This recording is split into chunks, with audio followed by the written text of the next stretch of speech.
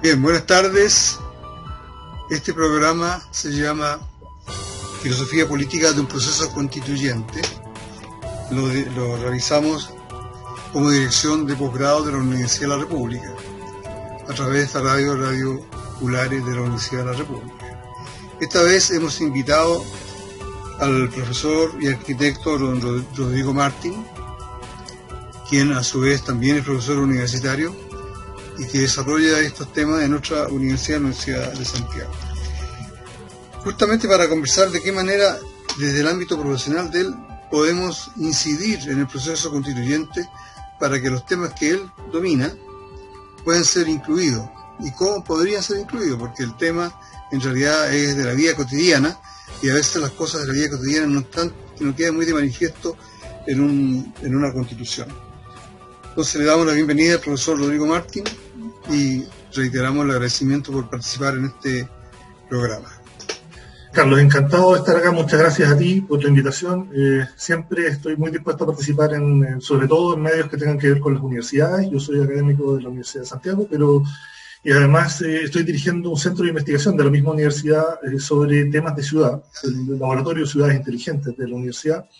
Y hemos tenido permanentemente presencia en los medios para conversar, discutir temas que tienen que ver con la experiencia de vida de la ciudad, la calidad de vida de las ciudades.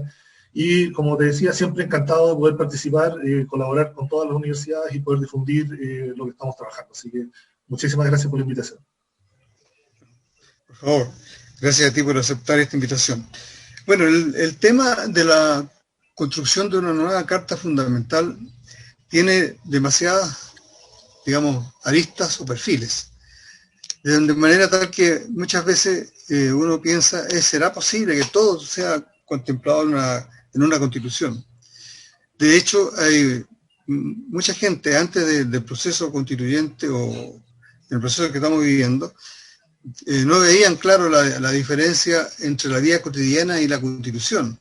Y de hecho había un partido que se especializaba en decir que eso no era importante, porque lo importante era la vida cotidiana y no la constitución, sin saber o sin querer saberlo, sin querer expresarlo, que muchas cosas de la vida cotidiana están en la constitución, como por ejemplo el tema de las AFP, la previsión, la salud, la educación, que han sido justamente a partir de una concepción de Estado dejados en manos de particulares, en manos de los que se dedican al lucro, que no es malo estar dedicado al lucro, pero el lucro para responder a derechos esenciales no es justamente el camino más adecuado para satisfacer la demanda. Y uno de esos temas que tienen que ver y que son difíciles de visualizarlo es precisamente, por un lado, el urbanismo, los derechos de la ciudad, del ciudadano frente a la ciudad, por un lado, y por otro lado, la comunicación tanto física como electrónica. O sea, todos son elementos que tienen que ver con la calidad de vida. Entonces la pregunta que uno se hace como jurista o como cientista político es cómo logramos incorporar estos elementos de una manera clara en una constitución. Y es para eso que te hemos invitado, para que tú nos des la respuesta. Bueno, no sé si puedo darla, pero intentaré acercarme un poco. Mira, Carlos, lo primero que quisiera decir es que estoy tremendamente contento de la situación en la que estamos hoy en día. Hemos tenido una votación extraordinaria, una votación de voluntad del pueblo chileno de modificar la Constitución de una magnitud impresionante, de una participación impresionante, y creo que eso es un hecho que hay que destacarlo para empezar. Creo que fue clarísimo el apruebo, pero incluso fue más clarísimo la Asamblea Constituyente. Tuvo incluso más votos. Y eso quiere decir que hay una voluntad absolutamente clara en las personas, totalmente instalada, a pesar de las campañas de desinformación que se hicieron. Si uno miraba la campaña del rechazo, se escuchaban cosas que son efectivamente desinformación, información que decía que no era importante, que las cosas se podían hacer ahora, por qué esperar 2 años, que iba a ser más caro, una cantidad de información realmente confusa. Y creo que el triunfo rotundo del apruebo y de la Comisión Constituyente, creo que demuestra una cierta claridad de los problemas que están presentes, demuestra que no, como se ha dicho, que no es un país polarizado, sino que es un país con una pequeña élite que tiene mucho control, pero que el grueso, la mayoría total, digamos, de este país está muy claro de cuáles son los problemas que tenemos que enfrentar y por qué es importante la Constitución. Creo que eso a mí me causa primero una gran felicidad.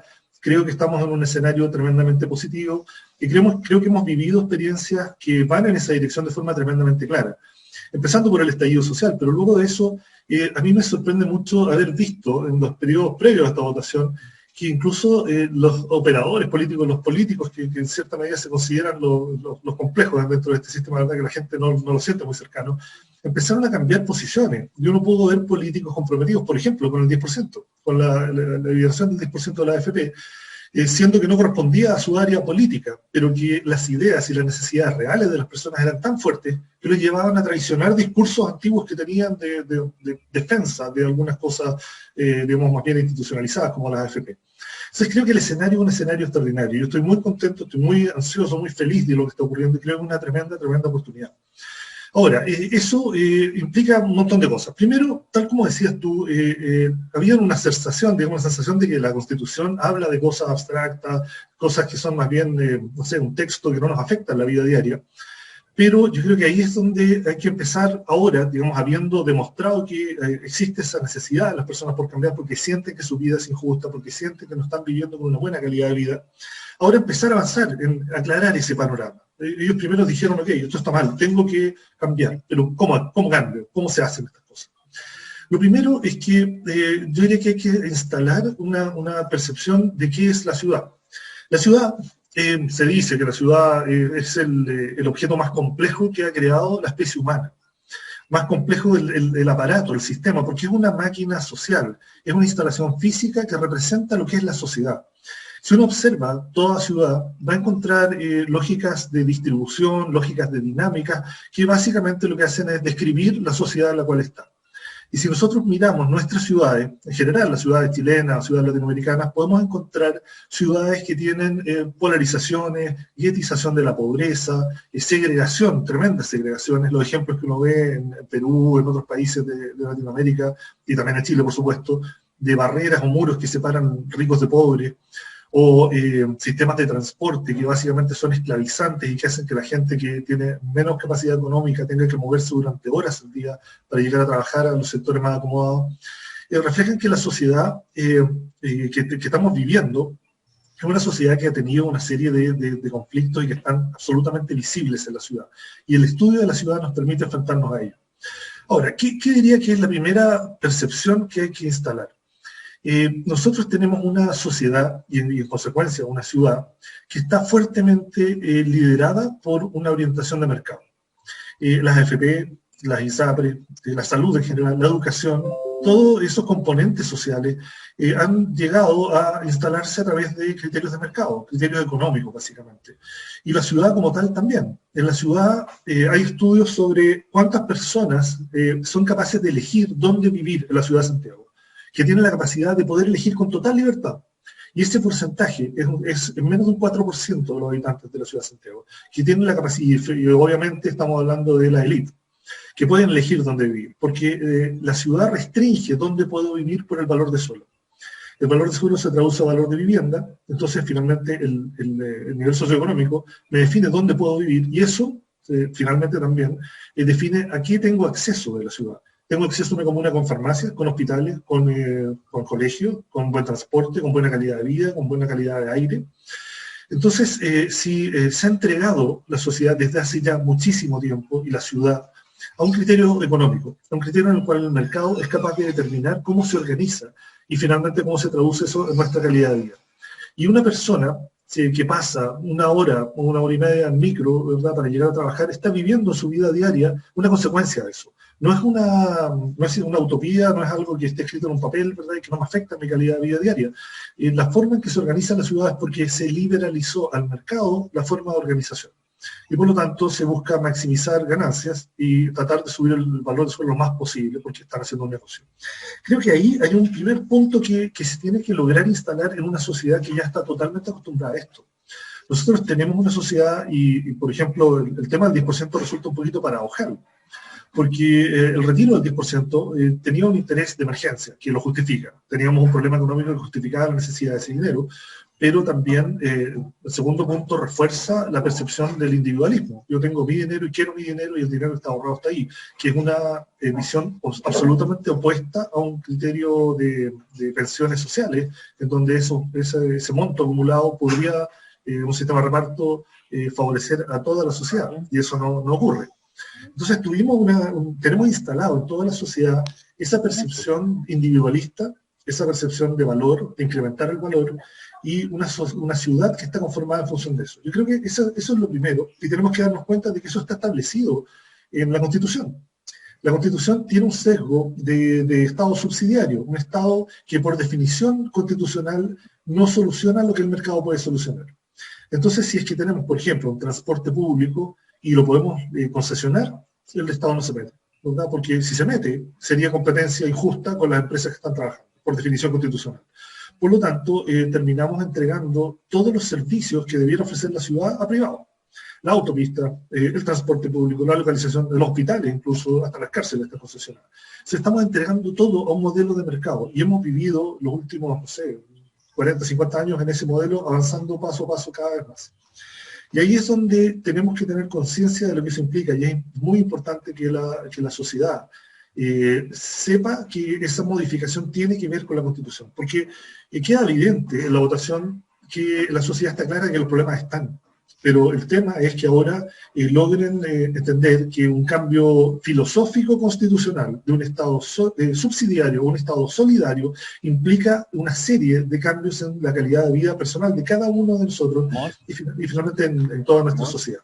Creo que ahí hay un campo súper importante de educación, de difusión, de discusión.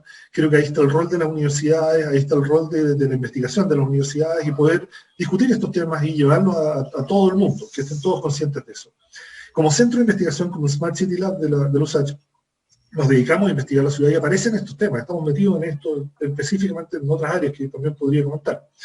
Pero creo que ese es un primer punto. Tenemos que meternos en que se comprenda la implicancia de una definición de base de la Constitución respecto al Estado solidario y subsidiario y tener claridad de cómo eso nos afecta en el día a día. Para eso, un punto, digamos, que creo que viene a continuación, es que nosotros hemos estado en este sistema y si vamos ahora a cambiar y vamos a dar un paso atrás y vamos a empezar ahora a buscar reforzar el Estado, se discuta muchas veces esto de que el Estado no tiene la capacidad, el Estado no tiene la fuerza, el Estado no tiene, porque no es una casualidad, o sea, lo que ocurre ahí es que el Estado ha sido debilitado año tras año al entregar todas sus capacidades de gestión hacia lo que es el mercado.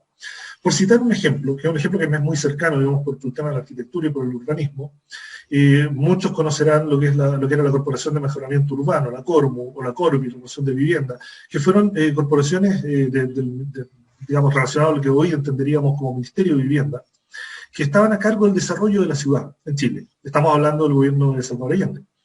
Y antes, digamos, esto parte del gobierno de Frei.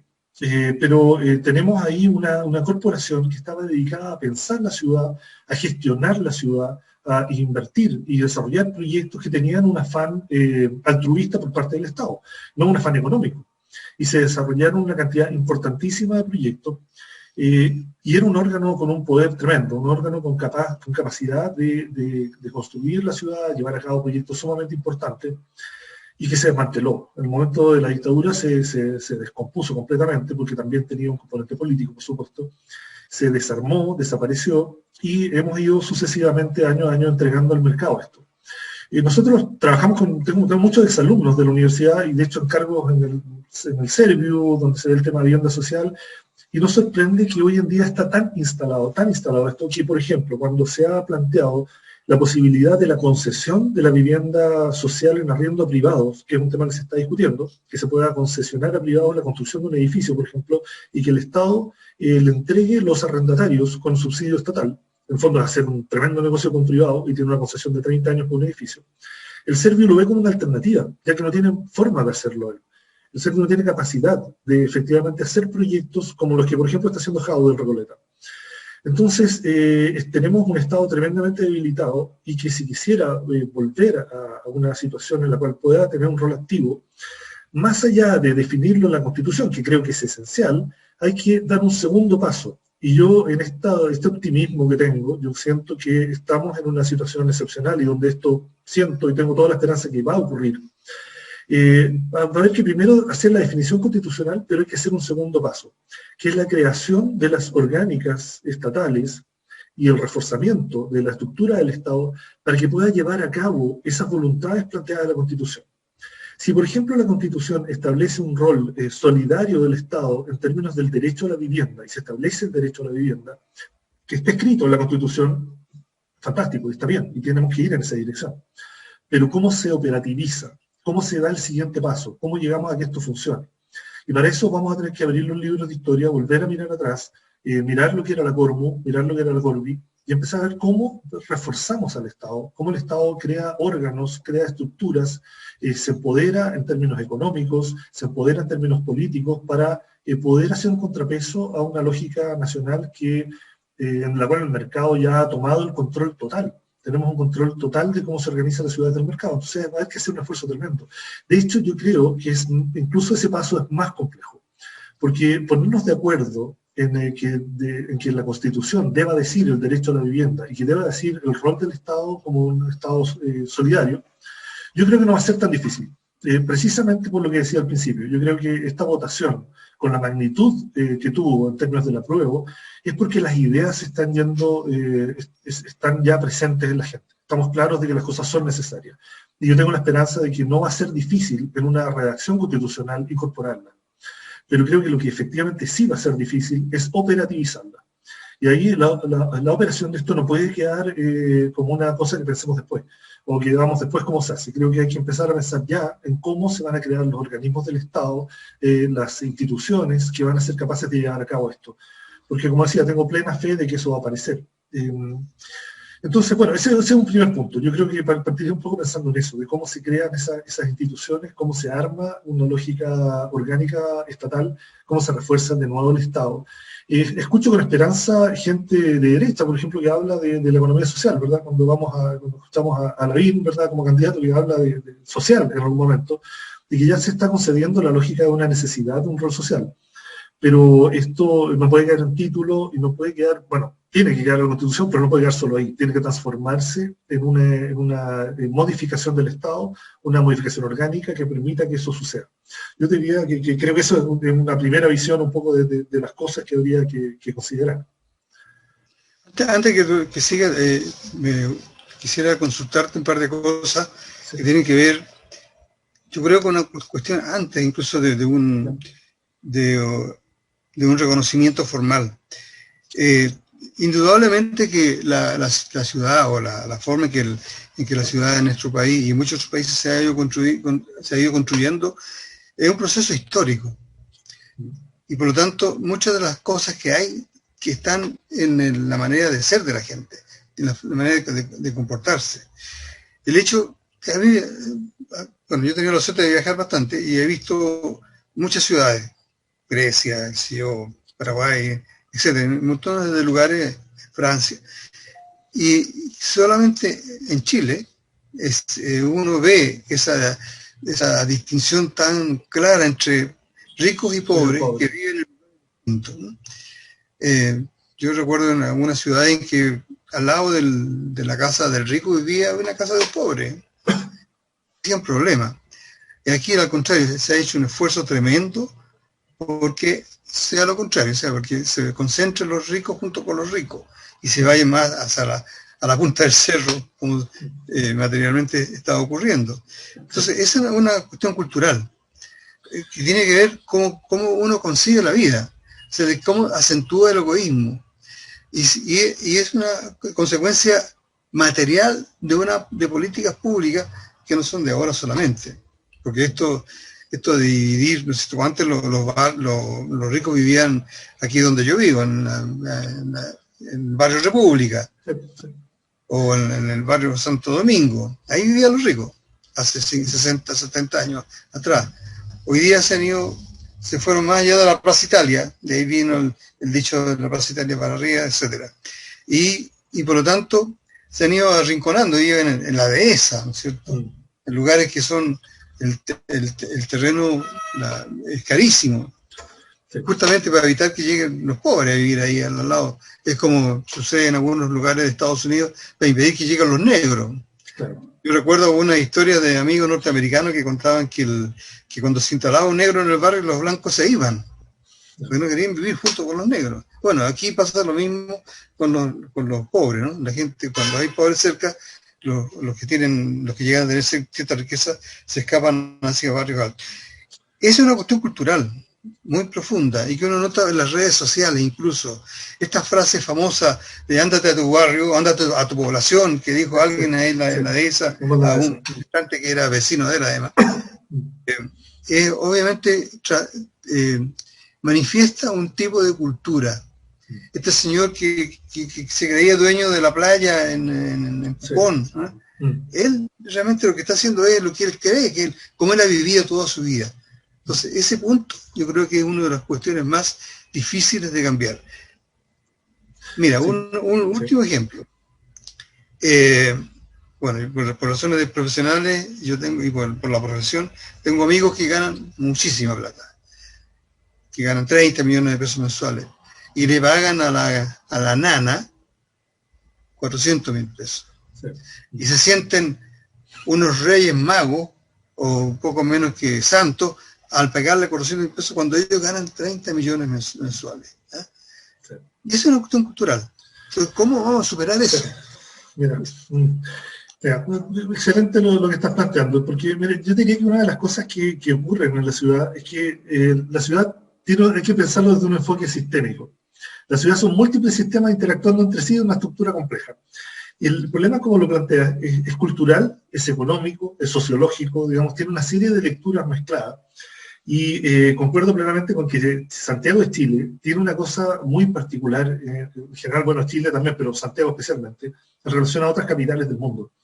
La polarización es una polarización muy fuerte, pero uno puede encontrar polarizaciones de ese tipo en otros lados, sobre todo en países en desarrollo. Pero lo que tiene Santiago, que también es realmente sorprendente, es la opulencia y el consumismo de la élite. Que eso es realmente impresionante. A mí también me ha tocado de estudiar y trabajar por otros lados. Yo todo el tiempo en Japón también estudiando.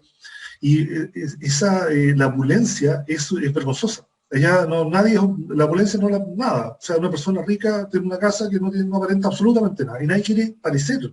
Pero no es un tema de que no existan ricos, obviamente existen ricos. Pero acá en Chile hay una voluntad de aparentar, de consumir, que es tremendamente feroz. Es una cosa bien grotesca. Y eso también produce esta polarización. Ahora, el problema es que cuando uno hace un análisis urbano, como decía, hay que entrar un poco en lo que se llama de teoría de sistemas complejos, que en el fondo es difícil el huevo y la gallina. ¿Qué lo detona? ¿Qué es lo que produce esto? Porque hay particularidades culturales, pero no es que las personas tengan una naturaleza psicológica que los guía a eso, porque también están determinados en función de una lógica económica y de valor. Porque cuando uno busca la maximización de la ganancia, termina polarizando y termina segregando. Porque lo que decía del valor de suelo, que la élite se vaya escapando de Santiago, ¿verdad? Y se vaya moviendo desde el barrio Yungay, de ahí pasan al centro, de ahí pasan a Prudencia, las Condes, la Dehesa, ahí para arriba y terminan metidos en un cerro, ¿verdad? Es porque es una gestión económica de compra de un terreno que va a subir de valor, que va a gestionar, para poder después venderlo más caro, y van así, paso a paso, siendo guiados por una especulación inmobiliaria, básicamente, y eso es lo que define esos barrios. Entonces, los sistemas son bien complejos y eso finalmente lo que hace es afectar a la naturaleza psicológica de las personas. Y yo creo que acá también esto se traduce en muchas otras consecuencias. Cuando ocurre esa segregación, se transforma también en esa polarización que nosotros vemos. Yo creo que mucho de la violencia que tenemos hoy en día, de los portonazos, de los robos y todo eso, tiene que ver con jóvenes que están absolutamente fuera de ese sistema y lo único que quieren es robarse un auto de lujo y manejarlo durante media hora, para sentirse, para soñar que son de la élite, porque están metidos en un auto de alta gama y que lo están manejando a 200 kilómetros por hora por una autopista y que tienen una especie de pequeño sueño de que están participando de ese juego. Y eso es porque se le ha puesto esa meta. La sociedad chilena ha puesto esa meta de la élite opulenta y que en el fondo genera violencia, genera una violencia tremenda dentro de lo que es la sociedad. Hemos visto unos casos con los estudiantes, hemos hecho análisis de comunas y uno puede ver cosas tremendas. Por ejemplo, hay sectores en Lo Barnechea donde uno encuentra poblaciones, tomas que están en el borde del río, Y si camina 2 pasos, al lado de esa toma hay una tienda de Maserati, Ferrari y Porsche. Entonces, ¿qué le pasa a la cabeza a una persona que vive ahí, que no tiene para comer, pero que ve día por medio a una persona que compra un auto que cuesta 160 millones de pesos? ¿Qué piensa? El efecto que produce eso en las personas es una cosa tremenda. Yo creo que esa inequidad, eso que está pasando, además que tiene una cantidad de lecturas tremenda. Nosotros hemos hecho estudios en la comuna de Estación Central respecto a la inmigración, y ese es otro factor también tremendo, de cómo están entrando inmigrantes y que están entrando, sobre todo los haitianos, que están entrando a un nivel, digamos, de movimiento y de localización social que también lo está esclavizando, que lo está metiendo en condiciones terribles. Entonces tenemos componentes en la ciudad que son una bomba de tiempo y que finalmente muestran lo que somos, muestran lo que es esta sociedad. Yo, como planteabas tú, Carlos, yo no sé cuál es el huevo y la gallina. Yo no sé si es una cuestión cultural, no sé si es económica, no sé si es un tema que tenga que ver con una visión sociológica, una naturaleza fundacional de esta ciudad que generaba también una cosa como de colonizador, colonizado, pero tenemos una lógica que va en esa dirección y que independiente de dónde haya surgido, se manifiesta en cosas como esa, polarización, violencia y todo lo demás. Y creo que lo naturalizamos mucho. Cuando uno habla del mercado feroz que tenemos acá, ¿verdad?, en la realidad chilena, lo hemos asumido y probablemente lógicas que nosotros tenemos acá no serían aceptables en muchas otras sociedades. Lógicas por ejemplo, lo que hablamos de la privatización, ¿verdad?, del mercado controlando prácticamente todo.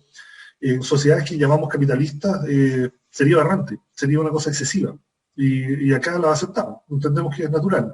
Y por eso decía que creo que nuestra primera necesidad es que tenemos que instalar en las personas la noción de que eso no necesariamente tiene que ser así. Que no tenemos que tratar de comprar una casa más cara y una casa más cara y enriquecernos por eso. Y que la gente no tiene que buscar un terreno y finalmente buscar que las inversiones del Estado que están alrededor le suban el valor a su terreno para que lo puedan ver más caro y todo es un negocio.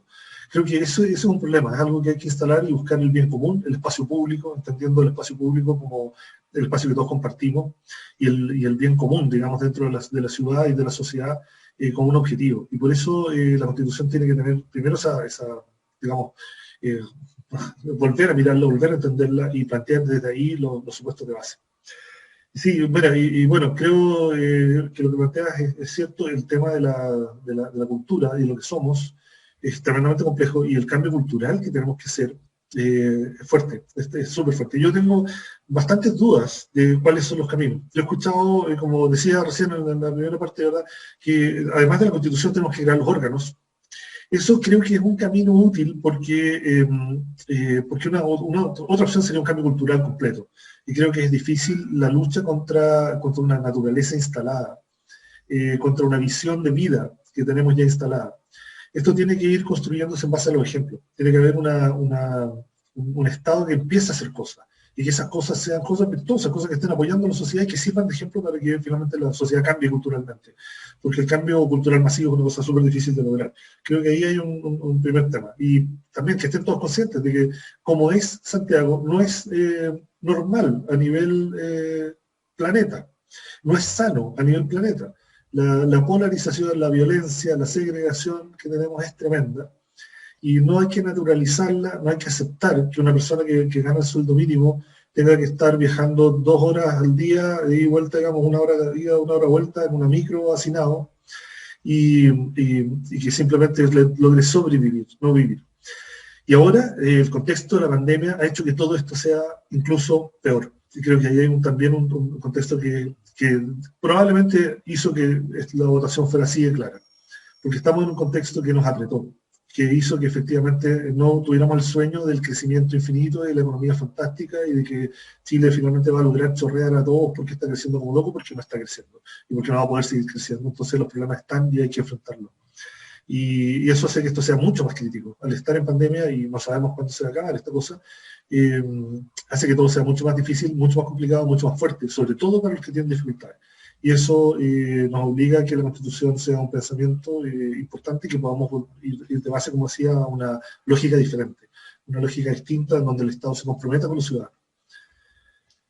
Bueno, indudablemente que una Constitución no va a resolver los problemas del país y probablemente lo que va a ser una ayuda para iniciar un proceso. entre esos procesos de cambio cultural. Ahora, pensando, si uno mira los acuerdos de Naciones Unidas, las convenciones, etcétera, hay muchas cosas que se dicen respecto de estos temas que tienen que ver con el urbanismo, con la calidad de vida, con la habitación. Recuerdo, por ejemplo, una resolución de Naciones Unidas de hace unos 15 años atrás, en que sugería a Naciones Unidas que una casa no podía tener menos de 27 metros cuadrados. Que no sé, no me imagino ese espacio, porque yo vivo en una casa gigantesca, pero me imagino que debe ser muy, muy pequeño eso. O sea, la vivienda social chilena es un poquito, es más que eso. Sí, bueno. 27, mínimo, sí. En consecuencia, si probablemente muchas de estas cosas que están en el derecho internacional se logran incorporar en la Constitución, eso no va a lograr tampoco el cambio cultural. Va a haber que hacer otras cosas. Sí. Educación cívica, educación humana, etcétera. Pero hay una cuestión material, que las ciudades están ya construidas de esa manera de segregación. Entonces, si tú tuvieras la facultad de hacerlo, ¿cómo lo harías, aparte de las instituciones que tú has sugerido, para que una constitución recoja esto y logre establecer un criterio al respecto?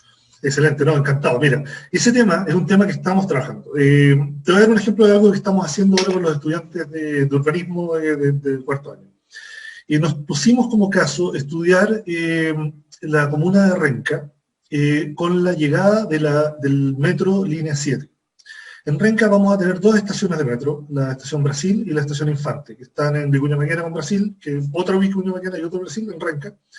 Y datos sobre Renca. Renca es una comuna que tiene tremenda disponibilidad de terrenos. Es una comuna que tiene todavía mucho por desarrollar, sobre todo donde se puso el metro. Hay zonas agrícolas, de grandes extensiones agrícolas ahí todavía que pueden urbanizarse. Y es una comuna que está súper cerca del centro de Santiago. Está inmediata, o sea, la cercanía del metro va a ser absoluta y está digamos, mucho más cerca que otras comunas que tienen la misma disponibilidad, si uno hay Colina, cualquier otra, están mucho más alejadas de lo que es el centro. Renca tiene un potencial tremendo. Y se instaló ahí este proyecto, que es la línea 7, que lo va a cambiar ferozmente. Nosotros analizamos el caso y dijimos, bueno, ¿qué va a ocurrir acá? El valor del suelo se va a disparar, ya se disparó, digamos, ya se disparó completamente con el anuncio del metro, como ha pasado con la línea 6, con la línea 3, en distintos lugares de Santiago. Pero nos planteamos dos escenarios. Dijimos, ¿qué pasa si es que esto sigue tal cual? Lo que llamamos un escenario tendencial. Y si está la normativa del PRMS, el Plan Regulador Metropolitano de Santiago y el Plan Regulador en curso actual.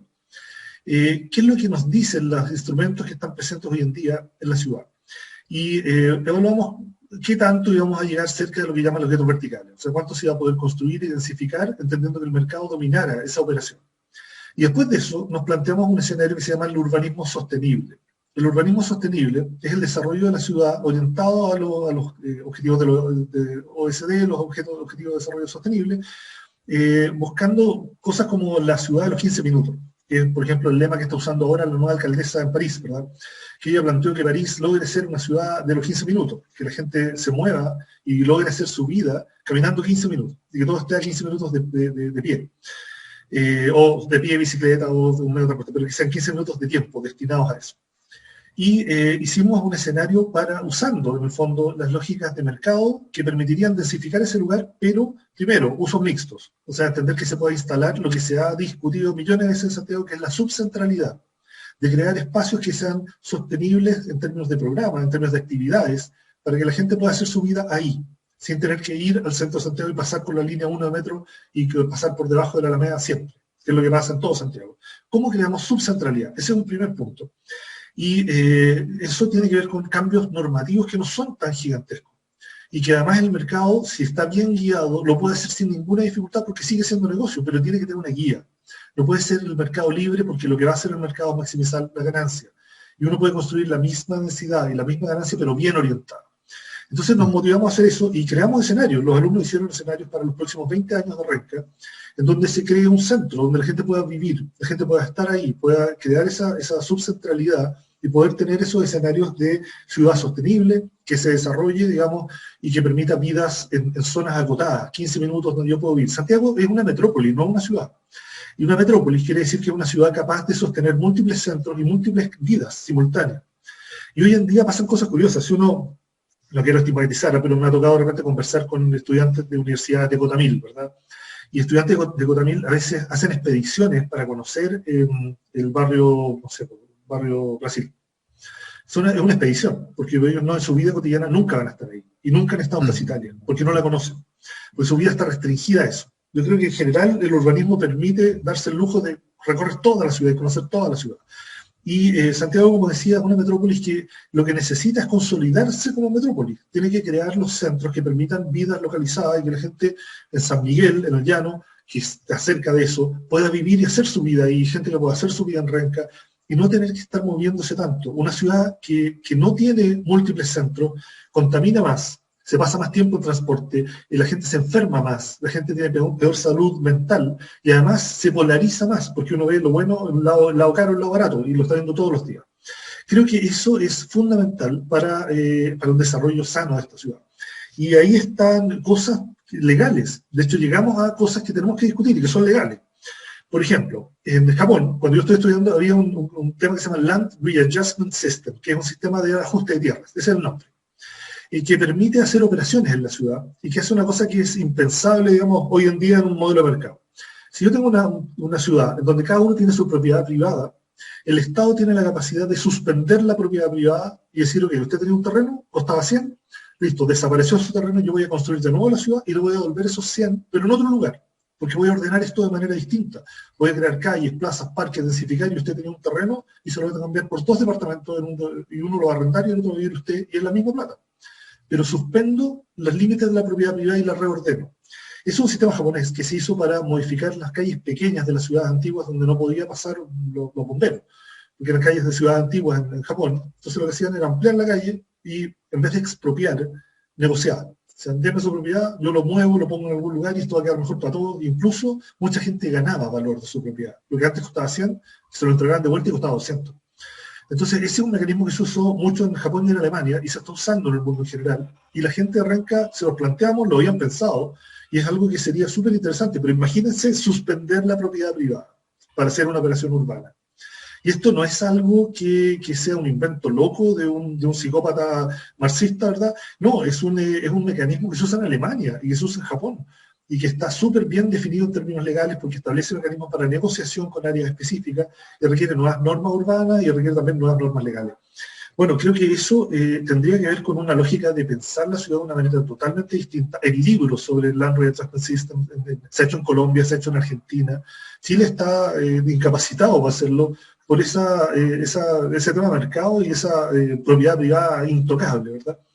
Entonces creo que ahí hay campos que tenemos que pensar, creo que tenemos que buscar instrumentos legales que permitan que se gestione la ciudad de mejor manera y eso tiene que ver con la Constitución, pero también tenemos que ponernos objetivos, tenemos que decir por qué vamos a hacer esto, por dónde vamos, y yo creo que pensar una ciudad sostenible, pensar una ciudad, una metrópolis polinuclear, con espacios en donde tengamos múltiples centros y la gente pueda hacer su vida completa en esos centros, y que sean sostenibles, que puedan tener buena calidad ambiental, buena calidad de vida, menos uso de transporte contaminante, podría ser fantástico. Y tenemos que tener un objetivo, tenemos que pensar en una nueva ciudad, pensar en una lógica de ciudad, y creo que ahí todavía estamos muy al debe. Tenemos la elección de gobernadores, ¿verdad? Y hay cosas que están pasando en la ciudad, pero creo que todavía se está viendo como una figura política. Yo siento que en general el gobernador de Santiago es el precandidato presidencial perfecto, ¿verdad? Porque es la persona que tiene votación popular más masiva de Chile y que ser gobernador puede estar viéndose como un peldaño, porque un peldaño maravilloso para ser candidato a presidente, pero creo que el gobernador tiene que efectivamente, si se elige un gobernador, el que se elige, digamos, tiene que entender que su misión como gobernador es la gestión de una metrópoli. Y la gestión de una metrópoli es ver la ciudad digamos, como un total y buscar la calidad de vida de las personas. A mí me tocó en un programa de radio hace poco plantearle una pregunta a Claudio Rego como candidato a gobernador. Y la pregunta fue, ¿qué instrumento legal va a usar para gestionar la ciudad? Porque la ciudad de Santiago, que también es una aberración urbana, que en otros países suena curioso, tiene 30 y tantas comunas independientes, con alcaldes independientes, con partidos políticos independientes y con presupuestos independientes, y que nadie los puede mandar. El intendente es una figura que ve la seguridad, ve las catástrofes, organiza cosas, pero en términos de política urbana y calidad de vida de personas, no tiene el poder. Y de hecho, no deja de sorprender que el nuevo ministro del Interior sea un alcalde. Porque los alcaldes hoy en día, el alcalde de Rodrigo Delgado, ¿verdad? El alcalde de Estación Central, donde está la Universidad de Santiago, nos llevaron el alcalde, como ahora el ministro del Interior, es porque los alcaldes son la figura política que está más cercana a la gente. Son los que están viendo los problemas de la calidad de vida de las personas y que hoy en día son los más validados. Entonces, si ponemos un gobernador, si hay un gobernador en Santiago, tiene que tener un instrumento, tiene que tener mecanismos legales. Yo le propuse algo que habíamos inventado hace un tiempo, que son los planes reguladores intercomunales, por decirlo, pero a nivel de seccional. Porque el PRMS es un plan para todo Santiago que es tan global que dice muy poco. Y después están los planes reguladores comunales, que hablan a nivel de comuna, pero tenemos comunas muy distintas, digamos, con límites que son feroces, con políticamente y económicamente. Pero y cuando una autopista o el metro las cruza, funciona distinto en todas las comunas. Uno puede ver la Costanera Norte, si uno va a ver General Velázquez o la Costanera Norte de la Estación Central, es un hoyo con malla gallinero arriba con autos pasando abajo. Y si va a ver la Costanera Norte en Providencia, es el Parque de las Esculturas. Diferencia infinita. ¿Y eso por qué? Por muñeca política del alcalde, de la comuna en general. Entonces, yo lo que sugería es que se creara el seccional intercomunal de infraestructura. O sea, que en el fondo hubiera un mecanismo legal que permitía planificar el impacto de una infraestructura cruzando todas las comunas y que tuviera un trato igualitario de una infraestructura, ya sea el metro o una autopista o lo que sea, gestionado a nivel ciudad, no gestionado a nivel comuna. No simplemente negociando con el alcalde que es de mi partido, el alcalde que es mi enemigo, ¿verdad? Y dándole, y si tiene más recursos hace esto, si no, no lo hace. Lo que está pasando con AVO, ¿verdad? Autopista Puse Oriente, que tiene un montón de problemas ahora, se está discutiendo mucho lo que pasa sobre ella. Y esas intervenciones son muy importantes a nivel ciudad, pero no tenemos una estructura legal para gestionar una metrópoli. Tenemos solamente para reguladores comunales. Entonces, tal como eso, a ese nivel no hay instrumentos legales, y también a nivel predio, a nivel propiedad privada para poder hacer gestión en un área de la ciudad. Y creo que ahí tenemos mucho que pensar, y creo que la Constitución es un área donde hay que decirlo. Y como bien decías tú, Carlos, la Constitución no lo soluciona, pero o sea, no quiero decirlo peyorativamente, la Constitución da el punto de partida. La Constitución pone la piedra y dice, tenemos que ir para allá. Segundo, tenemos que tener un objetivo, tenemos que decir qué ciudad queremos, para dónde va la ciudad, qué creemos que debe ser la ciudad y la sociedad. Y tercero, tenemos que definir los cuerpos legales orgánicos, tanto legales como estatales, que permitan que las cosas se lleven a cabo. Y ahí es donde tenemos también mucho camino todavía por definir. Creo que hay harta cosa que pensar, hay muchas cosas que se nos van a venir encima, pero como te decía, tengo esperanza, soy muy positivo. Bueno, te felicito porque el panorama como tú lo presentes, como uno lo ve en general, es de una complejidad enorme. Sí. O sea, abarca una cantidad de cosas. Mira, solamente un ejemplo, cuando se hizo encuesta respecto de la previsión social y se le preguntó a la gente si aceptaban que el 6% fuera a un fondo común, la mayoría dijo que no. Sí. Entonces, o sea, es un sentido de egoísmo muy fuerte. Bueno, y ese problema lo vamos a encontrar con la propiedad privada en particular, sí, es muy primitivo, si tú quieres, pero es una realidad que hay que tenerla presente cuando uno diseña políticas públicas. Ahora bien, sí. Es cierto que en algunos países se han podido diseñar políticas públicas, como la que tú señalas en el caso de Alemania, de Japón y de otros países, ¿no? En que se ha podido utilizar el derecho de propiedad de una manera diferente. Pero hay concepciones anteriores en Chile, que son lo que yo señalaba al comienzo, concepciones sociales. Mira, el hecho de que los militares hayan decidido sacar a los pobres de Las Condes para llevarlos a Bajos de Mena, sí. No podría ser razonable porque ellos vivían en malas condiciones. Pero lo no razonable es haberlos tirado como una especie de desecho humano, sin infraestructura hospitalaria, sin policía, sin escuela, o sea, en la miseria total. El resultado de eso es que entonces allí hay mucha gente que jóvenes que se dedican a la droga, a la delincuencia, porque es la forma que tienen de protestar, es la forma en que ellos reaccionan frente a esta injusticia que significó este exilio urbano. Entonces, ese problema yo creo que ya no se va a repetir, pero en general cuando se construyen viviendas sociales en los barrios, tú ves que no se construye lo que corresponde al lado. No hay infraestructura social realmente. Sí, sí. Entonces, y eso yo creo que es un problema que vamos a poder resolver porque hay más conciencia, pero no era suficiente para lograrlo. Y una constitución, tal vez, aunque tú lo coloques, no va a ser posible materializarlo a menos que lo hagas a través de la educación, en un proceso largo. Sí, entonces... Sí. No, totalmente de acuerdo. O sea, que me están haciendo unas preguntas, estoy viendo aquí en el chat. Solo sí, responderlo un poquitito. Alguien habla del tema de movilidad social. Pregunta si estábamos hablando, ¿cuál es la diferencia de la movilidad social con lo que estamos hablando? Yo creo que ese es un tema que tenemos instalado precisamente lo que tú estás diciendo.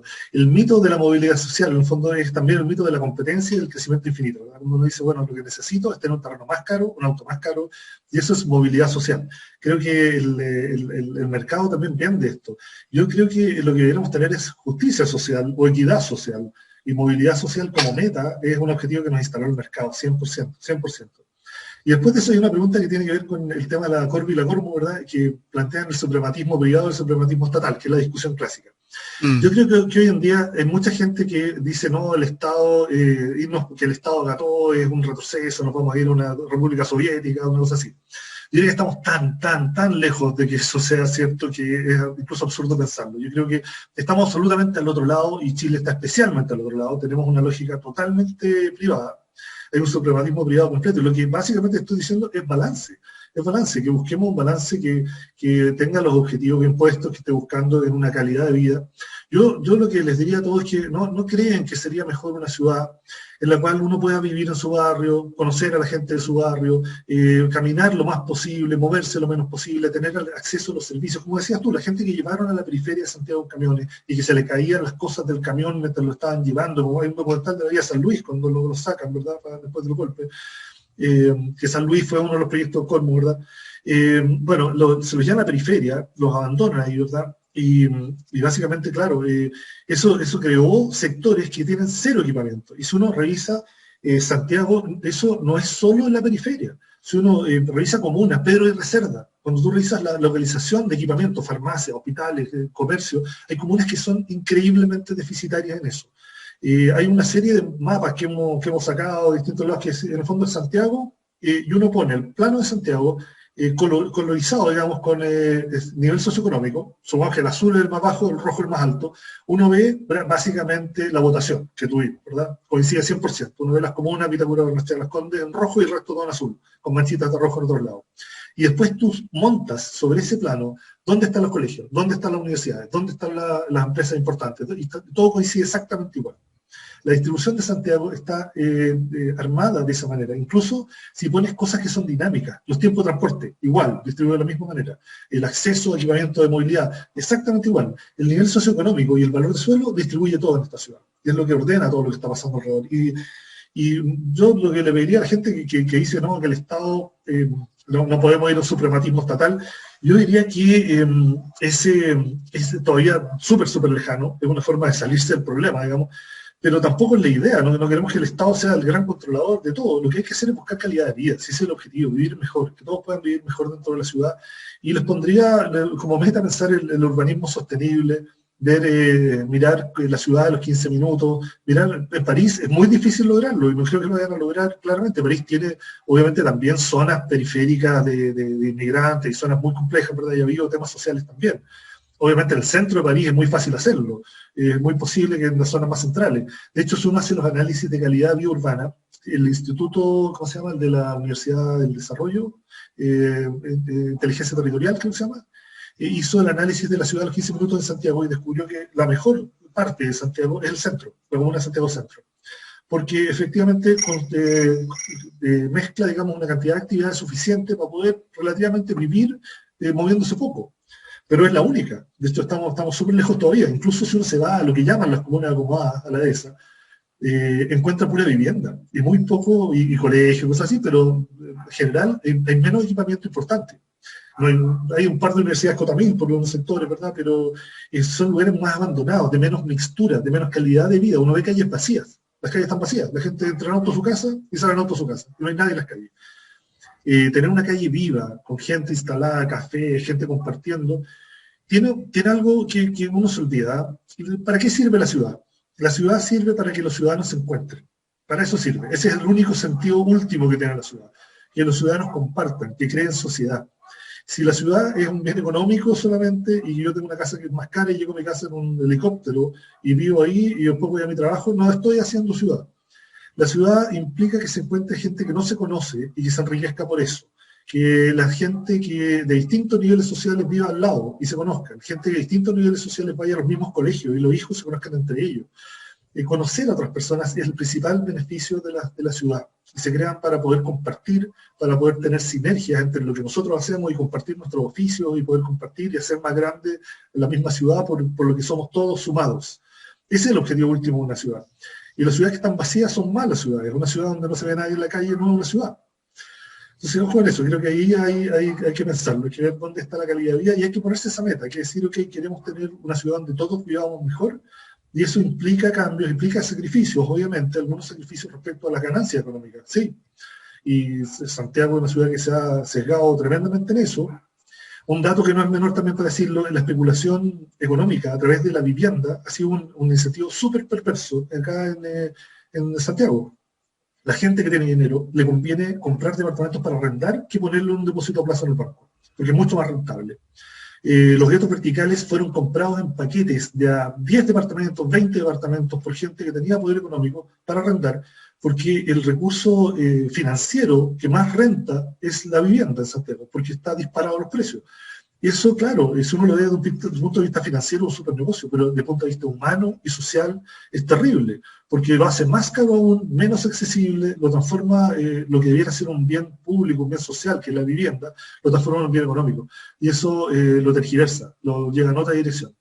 Ahí es donde tenemos que pensar. Creo que hay mucho camino todavía por recomponer, y estoy de acuerdo con lo que dices tú, Carlos. Creo que hay un proceso de educación largo, hay un proceso de conciencia respecto a esto que es súper largo, pero hay que empezar a dar paso, y yo creo que el rol es, el primer paso es del Estado. Tiene que crear la institución, tiene que dar el ejemplo, tiene que hacer el primer proyecto y tiene que empezar a trabajar en una constitución de ciudad. Y yo espero que creemos barrios sostenibles y que se dé cuenta la gente de la calidad de vida que tiene y que eso los guíe. Que les diga, ok, yo estoy viviendo mejor y eso es lo que quiero. Yo no quiero tener 80 apartamentos y ganar mucho dinero si no puedo vivir bien. Vivir bien finalmente es lo más importante. Sí. Bueno, muchas gracias. Realmente, Rodrigo, ha sido muy interesante tu intervención. Obviamente que quedan muchas cuestiones por resolver y tal vez no lo vamos a poder hacer entre tú y yo en este momento, ni aunque discutamos un mes, digamos, porque son demasiadas cosas, temas culturales que están en la raíz de la sociedad chilena y que no se cambian. Yo recuerdo que en la India hace 40 años se prohibió la separación, la segregación social, ¿no? Y sin embargo uno va hoy día a la India y sigue exactamente lo mismo, ¿no? Y ve la gente, la miseria en las calles, y uno dice, pero ¿cómo? Una sociedad capitalista que ha sido incapaz en 200 años en modernizarse. Bueno, eso por lo tanto no son cambios fáciles, pero en fin, tenemos que seguir bregando por ello, y te reitero mi agradecimiento por haber aceptado esta invitación y por tu intervención, que ha sido muy enriquecedora. Y le digo a los auditores que nos sigan viendo todos los jueves, salvo en el mes de fines de diciembre y parte de enero, que vamos a sorprender con la fiesta, pero tenemos muchos invitados tan interesantes como Rodrigo, que espero que nos ayuden a pensar una nueva constitución. Rodrigo, muchas gracias. Gracias a ti, Carlos. Gracias a ti. Buenas tardes. Buenas tardes a todos.